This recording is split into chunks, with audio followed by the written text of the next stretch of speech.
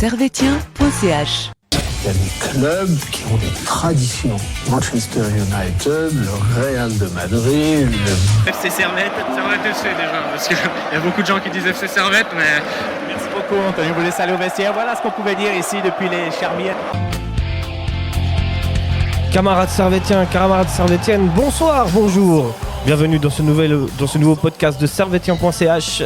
Aujourd'hui, nous allons revenir sur le match de Servette contre Lugano qui s'est déroulé samedi dernier et qui s'est soldé sur le score de 2-2.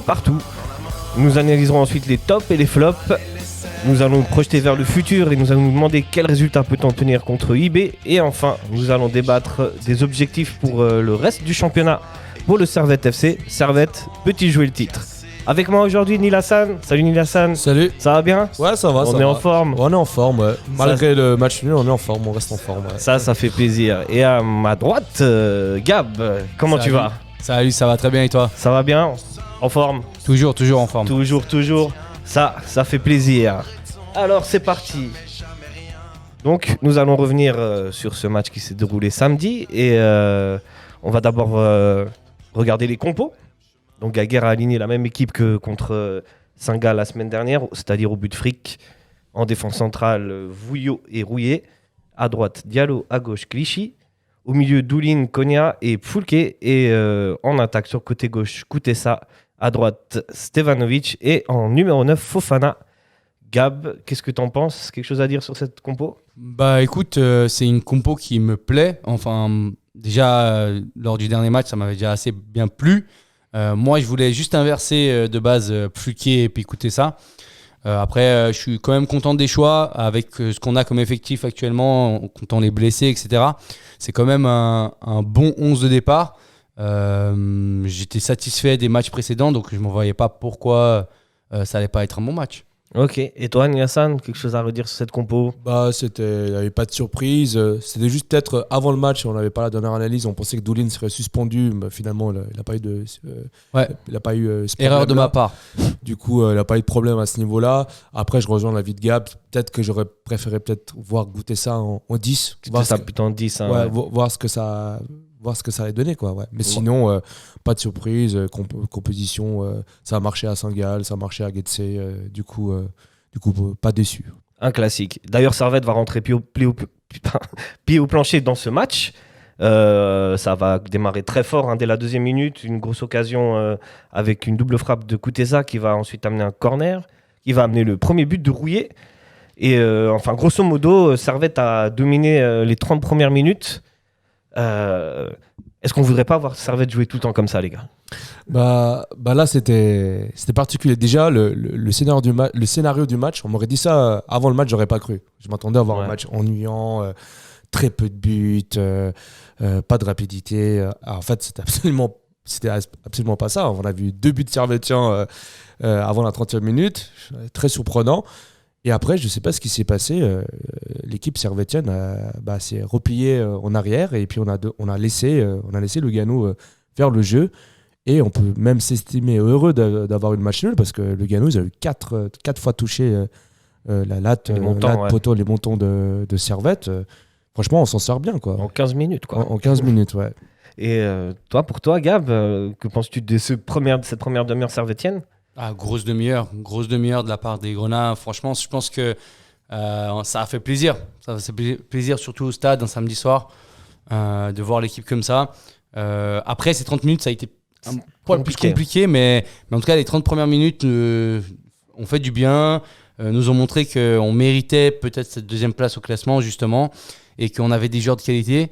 Dites-vous, si on est capable de démarrer des matchs comme ça, il faudrait juste qu'on tienne plus longtemps, quoi. La vraie question, c'est comment on explique le fait que Servette s'effondre quasiment à partir de la 30e minute. Est-ce que c'est Lugano qui finalement se réveille ou c'est Servette qui inconsciemment recule parce qu'il gagne 2-0, il se dit qu'il maîtrise le match, ils sont pas dangereux? J'ai l'impression que c'est pas la première fois que ça arrive. Contre Getse, certes, on se fait dominer au début, mais on gagnait 2-0, on s'est fait rattraper 2-2. Contre Saint-Gall, on marque le premier but. Servette jouait super bien la première mi-temps. Après, on les a pas vus. Et là, contre Lugano, c'était pareil. Et je pense que c'est aussi en lien avec peut-être la tactique de Gaguerre. Normalement, Servette, on les voit pas dès l'entame du match aussi agressifs, aussi avec le ballon. Et ça, c'était surprenant. C'était plus cette saison, on avait l'habitude de voir Servette qui attendait l'adversaire et qui partait en contre. Et j'ai l'impression que dès que Servette met ce but-là, il revient à son schéma qu'il avait depuis le début de saison. Et peut-être que c'est ça qui pose problème en fait. C'est qu'il n'y a pas de cohérence. C'est qu'au début, peut-être que ça attaque, ça va de l'avant, ça joue super bien. Chose qu'on ne voyait pas assez souvent cette saison. Et là, d'un coup, on se fait encaisser un but. On mène 1 ou 2 buts, où quasiment les joueurs pensent maintenant c'est fait, on va se replier. Énorme erreur, parce qu'à chaque fois, on se fait encaisser des buts, on se fait dominer. Ouais, et du coup, moi, je voulais quand même. Faut dire qu'à d'ex-but, après, quand on prend le but et donc le carton rouge directement, il y a quand même. Il y a un concours de circonstances qui est assez marquant quand même. Il y a un joueur qui pisse le sang sur le terrain. Je pense que pour les joueurs, ça doit faire bizarre. Surtout pour Rouillet. Rouillet était expulsé de derrière, mais ça a dû faire un peu bizarre. Je parle d'après le but encaissé, bien sûr. Mais ouais, c'est dommage. C'est dommage que ça finisse comme ça, en tout cas, la première mi-temps, parce qu'elle aurait pu être bien meilleure. C'est ça, c'est que finalement, donc, Lugano va forcément égaliser après tant d'actions, poteau, là. Et du coup, vous êtes dans les vestiaires à ce moment-là du match, vous dites quoi aux joueurs? À la mi-temps? Ouais. Bon, à la mi-temps, il y a 2-1. Ouais. T'es à 10 contre 11. On défend. Tu fais ce que tu peux, quoi.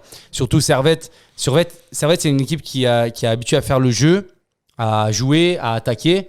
Quand tu te retrouves dès la mi-temps à 10 face à un Lugano, peut-être que la tactique, en fait, c'est une bonne technique de le penser, mais c'est peut-être leur laisser le ballon et défendre. Et ça, justement, faire peut-être du Lugano. Parce que habituellement, tous les matchs qu'on a eu contre Lugano, c'était généralement des matchs où on avait le ballon, on avait la possession, on attaquait, etc. Et généralement, ce genre d'équipe, elles n'aiment pas avoir le ballon. Et je pense que c'est peut-être ce que Gaillard a voulu faire. Peut-être. C'est ça. D'ailleurs, à la mi-temps, il y a des changements. Il fait rentrer Monteiro et Baron. Et on passe à un système à 5 défenseurs, 3 milieux et un attaquant. Et c'est Fofana qui fait les frais de ce carton rouge. Et donc, c'est comme tu dis, finalement, Servette a fait le dos rond. Et du coup, comme Lugano n'aime pas forcément avoir le ballon, finalement, ils n'ont pas été si dangereux que ça en deuxième mi-temps, jusqu'au but. Finalement, c'était un très bon choix de Gaguerre de revenir, de mettre 5 défenseurs, parce qu'on l'a vu, après le 2-0, Servette se prend 4 fois le poteau. Ouais. Là, avec un joueur carton rouge, jour en moins, tu vas pas jouer l'offensif. Là, c'est sûr que c'est la porte ouverte pour que Lugano marque. Du coup, le dispositif à 5 défenseurs, je le trouvais très intéressant. Et en plus de ça, le but qu'on se fait encaisser, même Doumbia le dit, il était même pas, il voulait même pas marquer le but. C'était un centre. Un petit coup de chance, voilà, ça arrive dans le foot. Malheureusement, ça nous pénalise et ça nous fait perdre les 3 points. Mais c'est vrai que Servette avait tenu une résistance, on va dire, aux attaques de Lugano. Et c'est vrai que Lugano n'était pas si à l'aise que ça, malgré le fait qu'ils avaient des joueurs quand même assez techniques comme Stéphane.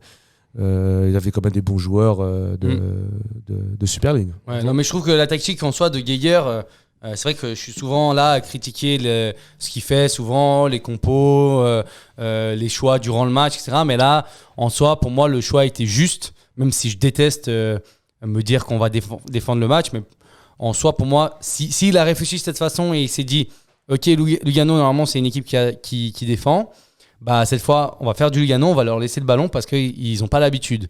Et on va bien défendre. Donc c'est ce qu'il a fait, c'est ce qu'il a essayé. D'ailleurs, il fait rentrer un jeune Monteiro, on est content. Ça fait plaisir. Ça fait content. Pour ceux qui demandaient même si c'était Gaillard qui avait décidé ça. Mais oui, bien sûr, ça fait plaisir et c'est dommage que ça arrive dans telles circonstances quand même. C'est un carton rouge, mais ça fait plaisir de le voir rentrer. J'ai été quand même si on se dit merde, on va passer un match nul maintenant parce que on va défendre, etc. Pour moi, le choix tactique est juste. Et moi, j'ai juste une question, revenir sur ce choix tactique. Du coup, il a laissé en numéro 9 Koutessa et il a sorti Fofana. Est-ce que vous auriez fait la même chose? Vous auriez laissé plutôt Fofana pour, au cas où on ait des contres, aller plus vite? Bien écoutez, ça va très vite quand même. Non, pour moi, le choix est juste. Pour moi, le choix il est juste. J'aurais sûrement sorti Fofana aussi. C'est pas une question de vitesse en fait, parce que Koutessa est très rapide aussi. C'est plus une question que je pense que Kutesa est plus capable de construire que Fofana, par exemple. Et peut-être il peut défendre mieux aussi, peut-être. Peut-être en tout cas. Bah, moi, au début, pendant le match, j'étais un peu déçu parce que je me suis dit, voilà, Fofana pourrait nous apporter cette vitesse-là. Mais bon, goûter ça là aussi. Mais c'est vrai que c'est très compliqué. Là, parce que là, tu sais que quand tu as un carton rouge, tu fais un sacrifice. Parce que le joueur qui part, il n'était pas censé partir. Et du coup, qu'on soit d'accord ou pas d'accord, c'était très difficile pour Gaguerre de choisir. Je pense qu'il a fait un peu à contre-cœur. Mais c'est vrai que ce carton rouge change tout, quoi. Ah, ça change tout. Du coup, au final, est-ce que c'est un bon match de Servette ou pas? Est-ce qu'on le range dans la catégorie bon match ou dans la moyen? Compliqué. T'as vu, vous avez vu ce qui s'est passé devant le match. On peut pas. Moi, je trouve que c'est 30 excellentes premières minutes. Alors ça, rien à dire, super, beau stade, à domicile. En plus, on s'est dit, avec un peu de chance, peut-être IB, ils font match nul ou ils perdent. Nous, on gagne. On se retrouve à 2 points d'écart. Mais on a eu 30 minutes de feu. Après, malheureusement, les circonstances ont fait qu'on n'a pas pu tenir ce score. Et c'est peut-être la chose la plus décevante, en fait. C'est qu'à 2-0, on n'a pas réussi à maintenir ce score. On s'est encaissé un but et en plus, on a pris un carton rouge. Et en plus, on a pris 15 000 frappes de Lugano après ce but. Donc voilà, c'est un peu dommage. J'ai l'impression qu'on peut être satisfait, mais on peut aussi être très déçu de ce match-là. Ok. C'est ça, en fait, finalement, ce qui faisait la force de Servette, c'était de bien tenir l'adversaire, de concéder très peu d'occasions. Là, ça a été un peu le contraire. J'ai l'impression, c'était pas quelque chose de normal, on va dire. Parce que de autant subir, la dernière fois que je crois que j'ai vu ça, c'était contre Bâle, je crois, à l'extérieur. Match, à l'extérieur, où on devait se prendre au moins 4 ou 5 buts. Matchs, Et c'est vrai que c'était assez surprenant. Moi, je pense que tout le monde sait, je suis peut-être un des plus pessimistes de Servetien.ch, mais je suis pas déçu du match. Okay, ça, c'est vrai. Je suis pas déçu du match parce que justement, on a en plus fait encaisser, je sais pas, moi, 4-5 buts, prendre une tollée, encore plus après le carton rouge. On reste quand même invaincu à domicile. On est à 2 journées de la fin du premier tour. On est encore invincible à domicile, ça il faut le noter. Il ne reste plus que IB, le champion au titre, enfin pas le champion au titre, pardon, le IB, on connaît IB à jouer. C'est vrai qu'il faut plutôt voir le positif parce que c'est vrai que si Servette, s'il n'y avait pas eu toutes ces erreurs, ces replis défensifs, on serait dans la course au titre. Clairement. Et je pense qu'il faut redescendre les pieds sur terre et se contenter de ce qu'on a vu, que justement que Servette arrive à tenir, quoi. Ok. Parfait. Alors, on va tout de suite passer au top et au flop. C'est le foot. C'est le foot. C'est seulement le foot. Mais pour moi, c'est clair que vous trouvez toujours un point. Là, on cherche le négatif. Alors, les gars, je vais me tourner vers toi, Gab. Est-ce que tu as un top? Pas facile sur un match comme ça. Un top. Ouais, c'est dur. C'est dur. Qu'est-ce qui a été positif pour toi? Qu'est-ce qu'on peut ressortir de positif de ce match finalement? Moi, j'étais. C'est facile à dire, mais. Enfin, oui, j'ai un top en tête, mais c'est aussi c'est toujours un peu les mêmes qui ressortent un peu du lot. C'est les mêmes joueurs qui reviennent. Pour moi, Konya a fait un très bon match partout, comme d'habitude, passes décisives, etc. Donc, c'est un peu facile, je trouve, de le ressortir. C'est quand même l'un de nos meilleurs joueurs sur le terrain. Donc là, franchement, j'ai l'impression de choisir quelque chose de facile. Okay. Mais voilà, c'était comme a dit Neil, c'est un bon match, c'est un top. Ça fait partie de nos excellents joueurs et j'ai l'impression de sortir quasiment toutes les une semaine ou deux, quoi. Quand ils sont bons. Et toi, Neil Hassan, est-ce que tu as quelque chose de positif à ressortir de ce match-là? Un top de ce match-là, si on enlève les 4 fantastiques, c'est-à-dire Konya, Frick, Doulin, Stevanovic. Moi, j'avais mis Stevanovic. Mis à part ces 4-là, moi en top, je mettrais Montero. Je dis c'est pas évident. Oui, il a joué quelques minutes en Super League, mais c'était très très très peu avant ce match. Il est rentré dans un contexte où il avait un joueur en moins, où Servette devait tenir 2-1, et puis Puis je trouve qu'il a été assez solide quoi, pour un jeune. Et pour moi, la semaine prochaine, si on se retrouve avec une charnière centrale, Vouillot-Montero, ça me fait pas peur. Ok. Confiant. Non, moi, ça me fait pas peur parce que moi, je me souviens que le tout premier match de Vouillot en professionnel où il était titulaire, c'était contre IB. Et je crois qu'il me semble qu'on avait même gagné ce match ou fait un match nul. Vouillot avait 19 ans quand il avait commencé à débuter ce match. C'était juste dès qu'on a repris la pandémie.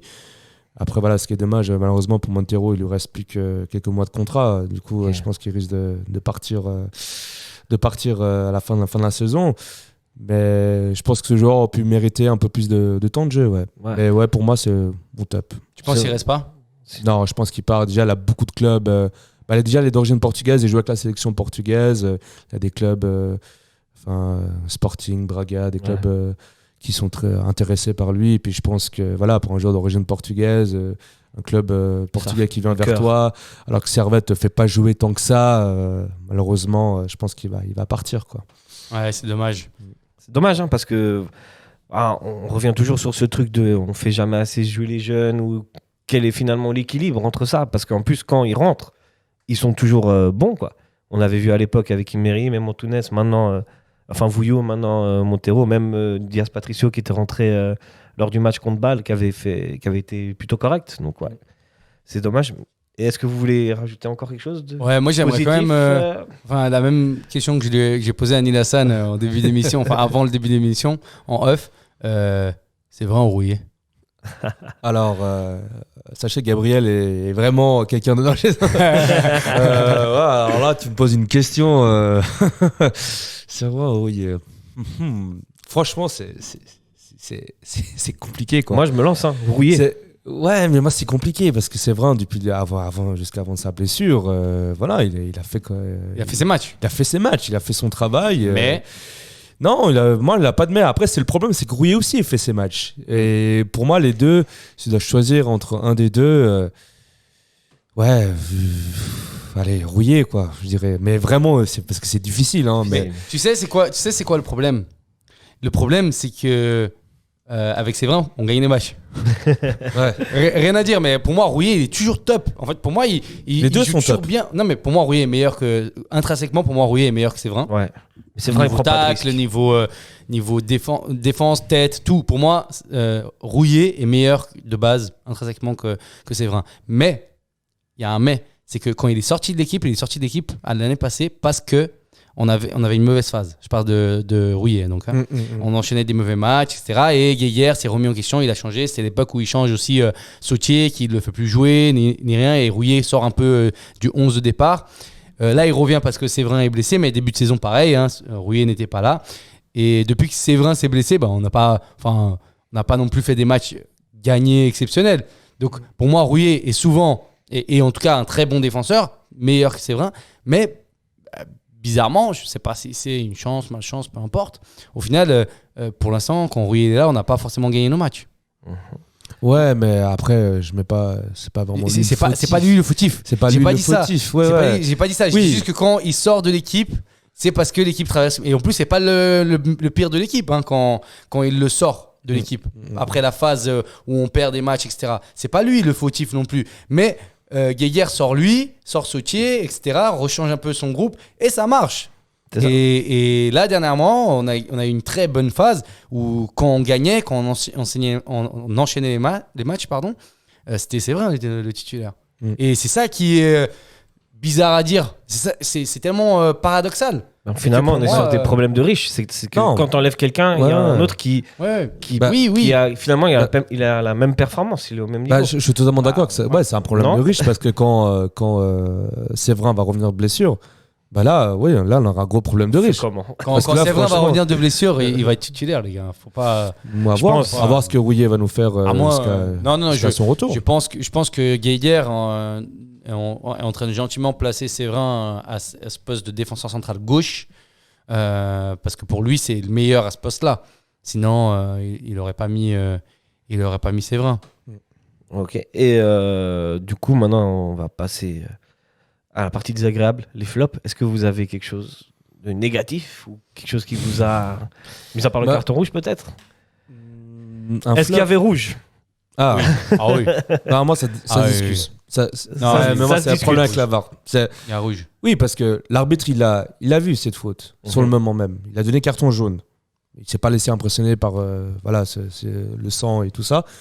C'est vrai que à la VAR, non, mais en fait, ça veut dire quoi? Ça veut dire que si tu te projettes en avant, que tu es un attaquant, ça veut dire que tu es défenseur, tu dois pas défendre alors. Tu dois défendre, mais en fait, c'est du pas coup, ça. tu mets pas le pied alors. Enfin, Le problème dans l'histoire, c'est que là, il lui met pas juste le pied.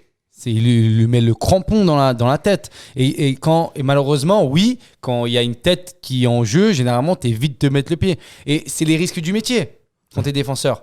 Le problème, c'est que la tête de Elle est Tchellar, sacrément elle est à 40 cm du sol.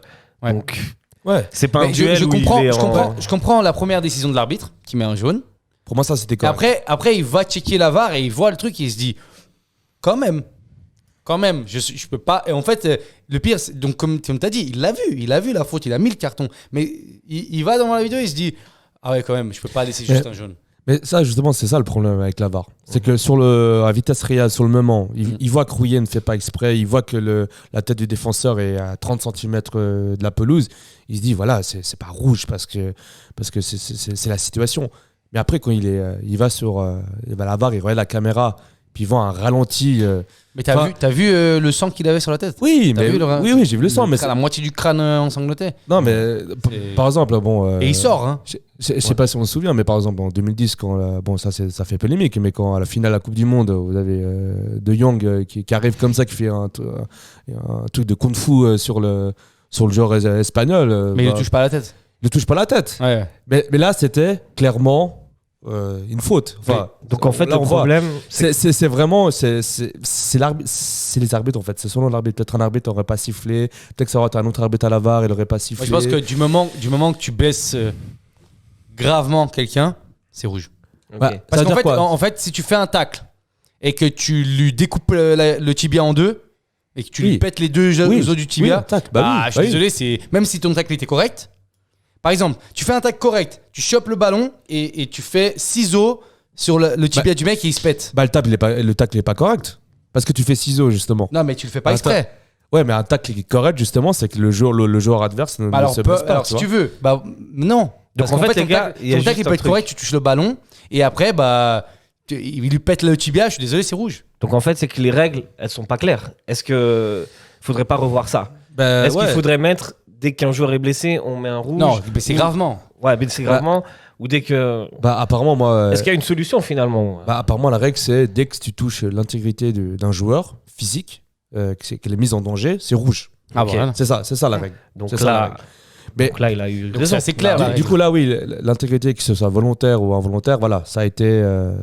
Ça a donné le rouge. Après, c'est vrai que c'est un long débat. Parce que ça veut dire quoi? Moi, je suis attaquant en Super League, je me dis, allez, vas-y, à chaque fois, je plonge la Tu tête. serais chaud vraiment? Bon, écoute, si le club me donne toi, quelques. toi, tu pars à l'infirmerie, tu joues plus le match, mais par contre, eux au moins ils ont un carton rouge, c'est ça? Ouais, mais Non, après, je je pense sais que pas. personne ne ferait ça. Non, C'est mais- justement pour ça que cette règle existe, parce que personne ne ferait ça. Personne n'irait mettre la tête à 30 cm du sol juste pour se faire fracasser le crâne et sortir un gars de l'équipe adverse. Non, pense pas. Non, mais pour moi, il a pas rouge. Pour moi, il a pas rouge. Ok. On vous mettra pas d'accord, les gars. hein. Ah non, mais pour moi, il a pas Le rouge. mec, il lui défonce le crâne, le mec. Ouais, mais il défonce le crâne parce qu'il a 30 cm du sol. Rouillé essaie de dégager Donc le tu ballon. penses c'est que un s'il fait. tacle et qu'il fait un tacle correct, mais il lui défonce la cheville, il n'y a pas rouge. Non, mais justement, s'il fait un tacle correct. Tu vois, tu sais quoi, j'ai un exemple. Première ligue, il y a 3 ans, je crois. C'est qui le mec qui se fait, mais sa cheville elle tombe sur elle-même sur un tacle. Oui, Ah je me souviens. Et qui a à moitié, c'est la pelouse qui prend, et la moitié, c'est l'autre joueur. C'était à Everton, je crois. il Ouais, me c'est semble. Arnold, je crois, qui Oui, fait la faute. Il me semble. Ouais. Ouais. Et mec, oui, c'est Everton, et c'est le joueur qui était prêté par Barcelone, ou je sais plus. Mais Arnold, du coup, il tacle, et sa cheville, elle reste à moitié sur l'herbe, et à moitié, c'est le tacle qui l'a fait tourner. Le mec, sa cheville, elle part en sucette. Et ça, je suis désolé, ça c'est. Ouais, mais là, le tacle était mal Le fait. tacle est Non, le mauvais. tacle hein. est Le juste. tacle est mauvais. Le tacle est Non. juste, c'est juste qu'à la cheville, elle était plantée au sol. Ouais, On ça, vous c'est mettra pas c'est un d'accord, débat les sans gars. fin, ouais. Et je voulais juste revenir sur encore un truc, l'affluence. On était 5800 samedi. Ouais. Qu'est-ce que vous en pensez? C'est bien, c'est pas bien? On peut faire mieux quand même. Non, mais c'est franchement, c'est ridicule. Il y avait Halloween, Voilà. il y avait le match de Genève Servette, il faisait pas trop beau. Non, mais franchement, je rigole, il faut arrêter avec ça. Il faut arrêter avec toutes ces excuses à chaque fois. Servette est deuxième, on gagnait ce match, on se retrouvait pas très loin d'IB, un samedi soir. Non, franchement, c'est très décevant. Et en plus de ça, il avait 2 offres, quoi. Il avait l'offre pour les abonnés pour amener une personne et l'offre qui était en tribune nord à étudiant à 12 francs. Enfin, même si vous n'étiez pas étudiant, on pouvait prendre le billet parce qu'il n'y avait pas de contrôle. Enfin, faut pas dire ça. Bon, voilà, il faut pas dire ça, mais bon, je suppose que si c'était le Barça en face qui venait jouer contre Servette, 12 francs ou 40 francs, les gens seraient venus. Mais c'est dommage. Et ça, c'est un long débat à Genève, justement, où le public, c'est un public d'événementiel, quoi, malheureusement. Ouais, moi, je suis pas 100% d'accord avec toi. Je comprends que nous, passionnés, on aille au stade parce que c'est un match samedi soir, c'est parfait, etc. Mais le fait est là, c'est que oui, c'était Halloween. Donc la plupart des gens sont partis en soirée, ils étaient déguisés, ils ont fait des soirées un peu à côté, à droite, à gauche. Nous, les passionnés, on s'en fout, on allait regarder le match. Mais les gens, comme tu as dit, un peu événementiels, les jeunes voix, quoi, purs, eux, ils sont allés faire la fête. Et puis, il y avait le match de Lugano à la Platinoire aussi. Ouais. Ça fait que, voilà, je ne sais pas exactement les enjeux du hockey actuellement. Ils sont premiers. Ils sont premiers, Ils sont premiers, il y avait plus de 6 000 spectateurs. Il y a de l'intérêt aussi. Donc, déjà, je trouve que c'est dommage que dans le calendrier, il y ait deux matchs quasiment identiques au foot et au hockey à même pas 1 kilomètre d'écart. Je me pose la question s'ils font pareil pour Berne, avec le CP Berne, Young Boys ou le CZ et les Lions. Je me pose la question. Je sais pas. Franchement, je sais pas et je préfère pas savoir peut-être. Je pense qu'on connaît la réponse, je pense. Mais voilà, donc je trouve qu'il y avait un concours de circonstances qui faisait que ça jouait pas pour le public. Et c'est pour ça aussi, je pense que le club l'a vu venir. C'est pour ça qu'ils ont fait des offres. Parce qu'ils voyaient venir qu'il y aurait peut-être pas beaucoup de gens. Et voilà, enfin, moi je trouve ça dommage. Ça m'embête, mais j'arrive à le comprendre. Ok, très bien. Alors maintenant, on va se projeter un petit peu sur le futur. Le prochain match, c'est dimanche contre Young Boys, les premiers et nous, les deuxièmes. Je vais commencer par toi, Gab. Qu'est-ce que tu penses qu'on peut faire? Est-ce qu'on peut battre IB? Mais ça, c'est pas une question. On a déjà prouvé 1000 fois. On a déjà prouvé 1000 fois que IB, on était leur bête noire. Okay. Et on a déjà prouvé qu'on avait la qualité sur le terrain pour les battre. On a déjà montré que nos joueurs étaient bons. Manque plus que la ferveur populaire.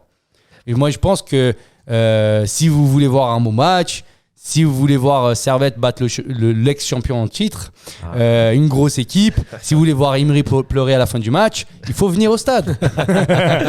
Non, plus sérieusement, oui, bien sûr, je pense qu'on peut battre si on est bon. Si on joue comme il faut, on peut battre IB. Après, IB est dans une très très bonne forme. On peut aussi faire un match nul, etc. Mais il ne faut pas justement fermer la porte à gagner, surtout vu notre position actuelle, vu le jeu qu'on fait cette saison. Je pense que Servette est très très très capable de faire un résultat positif. Là, pour le coup, le Servette n'a rien à perdre, quoi. C'est parce que même s'ils perdent, finalement, ils resteront deuxième. Et s'ils gagnent, on revient à quelques points 5 points, 4 points. 6, je sais plus. Ouais. Et donc pour toi, Ils ont Niassan, 31, on a 26. tu penses qu'avec une charnière Montero Baron, on peut le faire? Vouillot? Avec Baron, je sais pas, mais avec Vouillot, Montero, oui, moi ça me fait. Tu penses qu'il sera titulaire? Non, je pense pas. Je pense qu'il va mettre Baron titulaire, je pense. Ouais. Parce que justement, c'est un jeune et puis Gaguerre a des fois des problèmes à mettre les jeunes titulaires. Mais après, oui, comme a dit Gab, on a souvent gagné contre IB. Les statistiques montrent que je pense que depuis 2019, on est l'équipe qui a fait le plus de points contre IB. Mais là, c'est vrai que ce sera un autre contexte. C'est vrai qu'on n'a pas l'habitude de voir ça. IB premier, oui, ça on connaît, mais Servette deuxième, ça c'est vrai que c'est un très grand enjeu. À voir parce que là, Servette a un peu changé son dispositif tactique cette saison. C'est vrai que les saisons précédentes, quand on gagnait contre IB, on se projetait énormément en attaque. Là, c'est un peu moins le cas. Et puis maintenant qu'on se projette à l'attaque au début de match, on voit les résultats, quoi. Ouais. Ça finit un peu mal. Du coup, c'est difficile à dire. Ma nature pessimiste me dirait bon, on va perdre. Mais bon, si le peuple genevois est là, est présent, qu'on atteint les 12-15 000 personnes, ce serait incroyable. Hein. Ça change aussi la physionomie du match. Ok. Et imaginons si on gagne et qu'on va un peu plus loin, est-ce que réellement on peut viser le titre? Hein? Soyons fous. Pour moi, je vais être clair, c'est non. Non. Non. Pour moi, non, on peut pas. On va pas. Même si on gagne contre IB, on va pas gagner le titre parce que je pense qu'on n'a pas assez d'éléments pour justement aller dominer ce championnat-là, quoi. C'est vraiment ces petites erreurs défensives qu'on a vues, par exemple, à Saint-Gall, sur le retombé de ballon sur le corner, sur le fait de... Ouais, c'est tous ces petits problèmes défensifs-là fait qu'on est très bon au championnat là, actuellement, mais je trouve que ça suffit pas. Mais pourquoi ça suffit pas? Parce qu'en fait, en attaque, on marque pas tant de buts que ça aussi. Et c'est vrai que oui, ces derniers temps, contre Lugano, on a marqué 2 buts. Ça tourne assez bien. Ça tourne assez bien. Saint-Gall, on a des occasions. On a des occasions, mais on avait un but contre Bâle. Il me semble que c'est 0-0. Contre Lucerne, il me semble c'était un partout, je crois. Ouais. C'est vrai qu'on n'est plus, on n'est pas l'équipe qui marque le plus de buts. C'est vrai qu'à un moment, avant le match contre Saint-Gall, on était la pire attaque juste devant Winterthur et Zurich. Du coup, c'est ça le problème pour moi. Mais après, peut-être, c'est vrai qu'avec le retour de Crivelli et Bédia, on peut voir quelque chose de peut-être incroyable. Hein. On ne sait pas. Moi, je trouve qu'il y a des signes qui montrent que on va pas être champion, mais on a une forme de baraka, un peu de champion. Il y a pas mal de matchs où ça aurait dû tourner en la faveur de l'adversaire. Guetze, Bâle au début de saison. Et ça tourne pour nous. C'est vrai que souvent, je le dis, on a cette chance de champion où des fois, la latte, le poteau, le carton rouge pour l'adversaire, la VAR qui fonctionne pour nous des fois. C'est vrai que c'est tout un ensemble. Mais c'est vrai que pour moi, IB est vraiment très, très haut cette saison. Hein. C'est pas comme la saison passée. On profite aussi du fait que le FC Bâle sont en très mauvaise posture cette saison. Mais je pense qu'on finira devant le FC Bâle, mais pas devant IB. Je pense, ouais. Et pour toi, Gab, est-ce que tu crois qu'on peut être champion? Carrément. Je pense que cette année, ça va être compliqué face à IB. Surtout l'effectif de mastodonte qu'ils ont cette année, c'est compliqué. Ce serait beau, hein. J'aime rêver. En fait, j'espère que cette trêve de Coupe du Monde puisse changer une dynamique chez IB, qui vendent quelques joueurs et que nous on puisse aller gratter. Mais plus sérieusement, non, je pense que faut pas viser trop haut. Après, c'est bien d'être optimiste, etc. Mais déjà, c'est exceptionnel la place qu'on a. On évolue peu à peu. Servette depuis 4 ans. Ça fait 4 ans qu'on est monté, ouais. Ça fait depuis 4 ans. On a commencé doucement, 4e place, 5e place, etc. Donc c'est très bien de se construire comme ça. Donc si on finit 3e, pour moi c'est excellent. Ouais. C'est une très très bonne saison. Donc non, j'espère juste que Servette pourra se construire et qu'on puisse se qualifier pour une coupe européenne. Comme ça, l'année prochaine, on a des matchs européens, au moins pour le début de saison, et que ça fasse venir d'autres joueurs. Et comme on en a déjà parlé 1000 fois, l'effectif actuel, il est trop bien. Si les joueurs ils s'entendent bien, l'année prochaine, on pourra peut-être gratter quelque chose et peut-être faire un joli parcours en Europe aussi. Enfin, vous voyez, faut pas penser que à tout de suite être champion. Faut penser aussi à l'évolution de Servette qui se fait très très bien depuis quelques années. Donc voilà. Enfin, je pense pas qu'on puisse être champion, mais je l'espère. Ok, très bien. Mais moi, je pense qu'il y a un facteur qui, justement, Gab l'a dit, qui peut tout changer. C'est comment les autres équipes de Super League vont gérer la trêve. C'est une longue trêve. Première fois dans l'histoire du foot où, justement, le championnat s'arrête en novembre. Et en plus, nous, on va reprendre, pas comme la Première Ligue le 26 décembre, nous, on va reprendre fin janvier. À voir comment les équipes vont gérer ça. Et ça aussi, je pense que c'est ça le facteur qui a déterminé. Ça, vous pensez que ça peut casser la dynamique de Servette et des autres équipes d'ailleurs? Ça peut casser la dynamique de Servette ou de Young Boys. Hein. On peut très bien aller dans une bonne phase de bien jouer, et puis d'un coup, pendant 2-3 mois, vous ne jouez plus. En pleine saison, en hiver, c'est compliqué. Hein. Ça peut casser le rythme, clairement. Ouais. Et alors, je vous pose une dernière question. Pour toi, une saison réussie, on finit combienième, Nilassan? Cette saison, pour moi, c'est réussi. On est dans les 4. Une Coupe d'Europe quand même? Dans les 4 premiers, ouais. Pour moi, dans les 4 premiers, ouais. un déplacement en Roumanie au mois de juillet, ça vous tente? Non, mais après, c'est vrai que c'est particulier. Si on finit deuxième, on fait le deuxième tour qualificatif pour la Ligue des Champions. Mais on va pas se qualifier pour la Ligue des Champions, soyons réalistes. Mais ouais, pourquoi pas voir Servette en Europe, c'est sa place. Ok, parfait. Une dernière chose à rajouter, gars?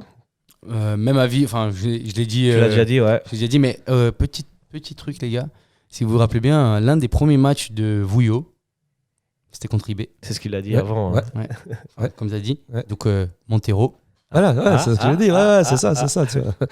La charnière Montero-Vouillot, ouais. Ok, parfait. Merci les gars, on va conclure là-dessus. Alors, je vous souhaite une belle semaine et puis bon match. C'est samedi, non dimanche. Dimanche à 14h15. Dimanche 14h. Soyez nombreux et allez le Servette FC. Bonne soirée les gars. Bonne soirée. Ouais.